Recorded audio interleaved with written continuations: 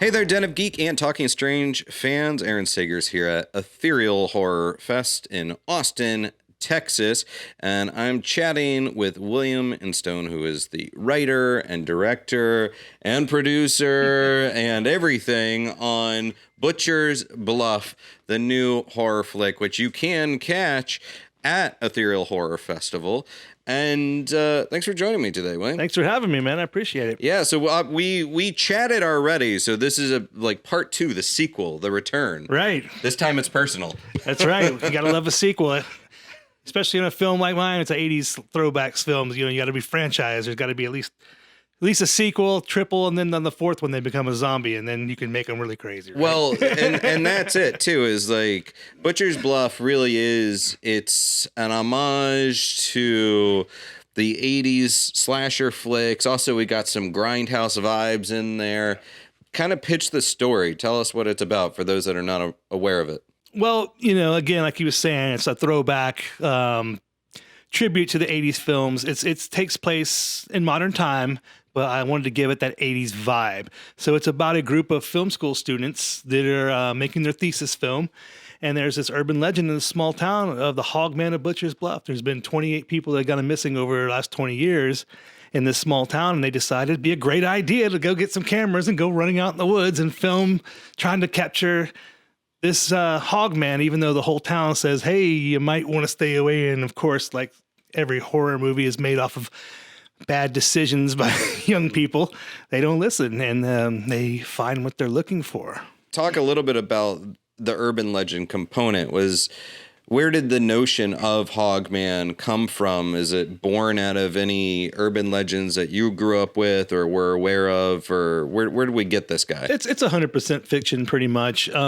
There's this whole, you know, I wanted to have the missing person poster thing. That's from Lost Boys.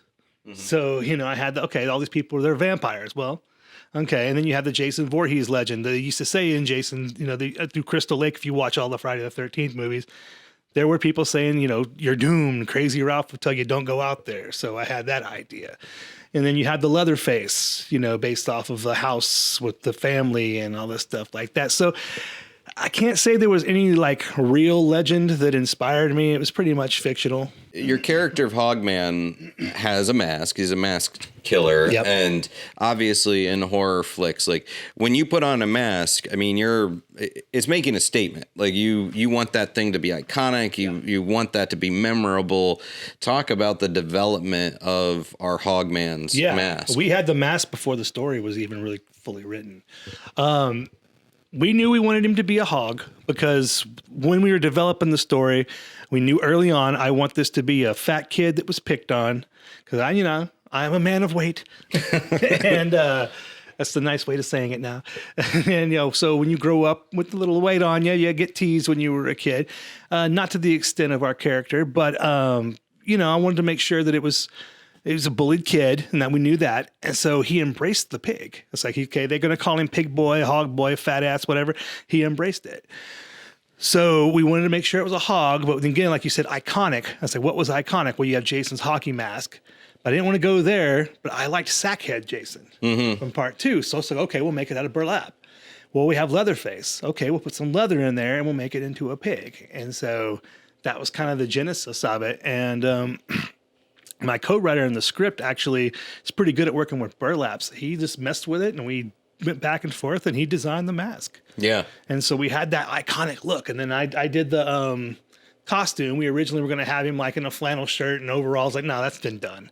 That's done to pieces. So we worked for a while and went through a couple of different ideas for his costume. And finally, once I put that suit on, like, oh yeah, that's it. Well, and you said it right there. Once I put the suit on. So like I said, you're not only behind the scenes, you're in front of the camera as well. Yes, sir. I played the Hogman. And I'll tell you this, I wasn't planning on doing that.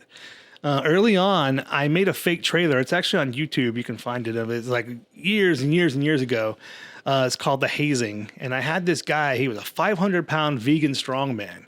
Could tear a phone book in half, bend horseshoes. I mean, he's the strongest dude I ever met. Big bald Mike, 500 pounds, just huge. And he was originally going to be our Hogman. And things happened and he had to leave town, and I just couldn't risk losing another actor. So the next biggest, strongest guy I knew was myself, and I knew where my schedule was. So, Yeah. and I am an actor. So, you know, even though there's no lines in the script, there is physical acting involved, and I could do my own stunts and I could do all those things. So it's like, yeah, it was a no brainer.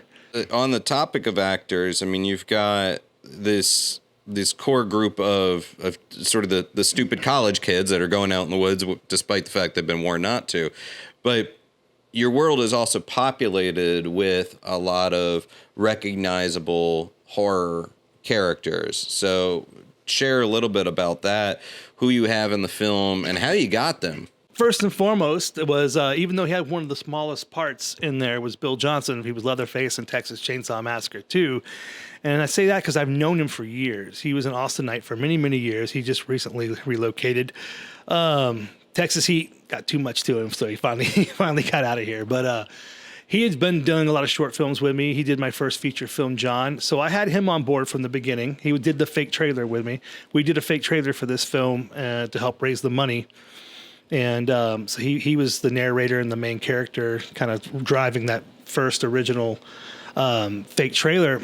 So we had Bill, and when we had Jeremy London, who from Mallrats, and he was great. You know, and basically how I got him was just I needed somebody who's got kind of a sleazy look and, you know, can play a redneckish type of character, though you don't think redneck when you think of Jeremy. But when we started talking, he's like, I want to do it. I'd love to play a redneck type of guy. That'd be awesome. So, and it was during COVID. He wasn't working at the time. And so he's like, yeah, man. He's like, I got nothing going on. Let's do it. Mm-hmm. So it's like I was able to get Jeremy. And then You're Next is one of my favorite movies. Especially Home Invasion. I would say it is my favorite Home Invasion movie. That one and Funny Games, the remake of Funny Games. I really like the remake of it. But and LC was my favorite character in there. He stepped on the nail, and he's the guy who took the mask off. So we started connecting on Facebook for about a year before I even started writing it. So I always had him in my mind, someone I wanted to work with. Super, super cool guy. And so he didn't even question. He didn't even look at the script. Say, hey, you want to be in the movie? Absolutely. So, and then we got Paul T. Taylor, who was Pinhead in Hellraiser Judgment, and he's living up outside of well, I won't give too much, but he's in Texas. I won't say where he's at. He's in Texas, and I met him at a convention, a horror convention, and I was promoting the film early on, and he's just like, "This looks so cool." He's like, "Tell me more about it." And I started talking about it, and I was like, would you be interested in being? He said, yeah, send me a script. And I said, how about you read for this sheriff? He read it within a day. I got a call back. I love it. Mm-hmm. And so Paul was like, okay, I'm in. So, you know, just things built up. And then, you know, I had Bill Oberst Jr. He was in 3 from Hell, Circus of the Dead. He's been in over 200 independent films. He's an amazing actor. And got him on board because he actually took over Bill Johnson's role. I wrote the main character in the store as Jed, and he was supposed to be. I wrote that for Bill because he's a fabulous actor. But anyway, he had to back out because of COVID, and then we filmed during COVID, and so I was able to get Bill Oberst Jr. to come in, and I met him at a convention as well. Yeah. You're asking how we met him. These conventions, like if you're an independent filmmaker, I can't stress enough, if you can go to these horror cons, don't be afraid to ask these people if they'd be willing to work on your film, because a lot of them are FICOR, they're not union, and they'll do it. Yeah. And I just want to touch on this because you mentioned filming during COVID. This film, I guess all films are marathons, but this has really been a marathon, not a sprint. Yeah. 2 rounds of Indiegogo fundraising. You were supposed to start filming in April 2020, exactly. And then the world fell apart. You pick it up in July, and you kind of had to go back to it a couple times. So now here we are. This is being presented at film festivals. It's getting in front of eyeballs. Do you feel like like this is the home stretch as far as, you know, bringing this baby out, or what's kind of next for you? We do have one more festival for 2004 we're hoping to get into. I haven't gotten confirmed. I won't know till December. If we don't get into that, I've already told my sales agent, let's just move forward. And let's get it out to the world. I'm ready for the world to see it. Like you said, it was a long haul from conception to completion. 7 years of my life went into this film. 7 years, you know, and and filming itself was over 2. About 2.5. I say 2 years, but it was more about 2.5 years. Because of all the crap that was going on. Again, people in Texas know we had an ice apocalypse. The whole place just froze and killed the trees, and a lot of the stuff was filmed in the woods, so we had to wait for the trees to grow back. And then again, COVID slowed us down. And then when the world opened back up, everybody started working again. So then I had to fluctuate with everybody's schedules. Right. So yeah, it was long, but you know what? I will say this. This is another thing I can tell any filmmakers if you're out there, if you get the opportunity to edit as you go, man, you find out all the shots that you missed. And if you're still in production, you can go get those shots, and it makes for a better movie. Yeah. So I think this wouldn't have turned out how it did if I didn't shoot it that way. Because there was a lot of things we missed shots because we were rushing it.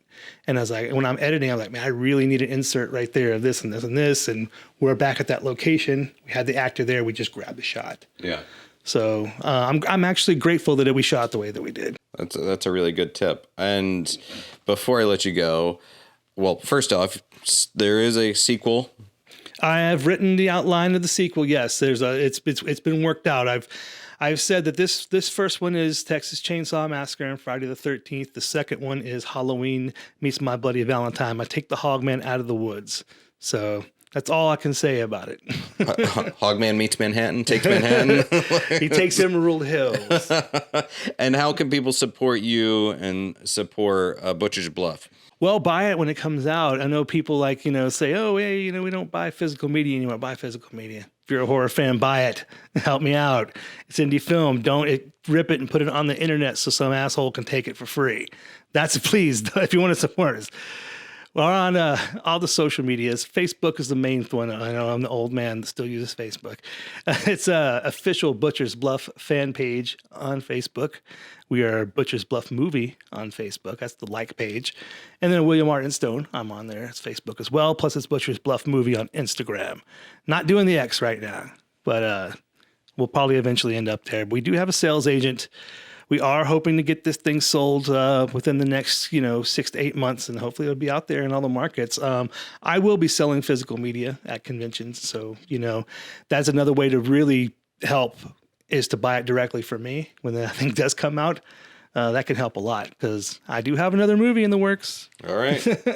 Well, you heard it here first. Buy physical media and keep track of Butcher's Bluff. The film is Butcher's Bluff.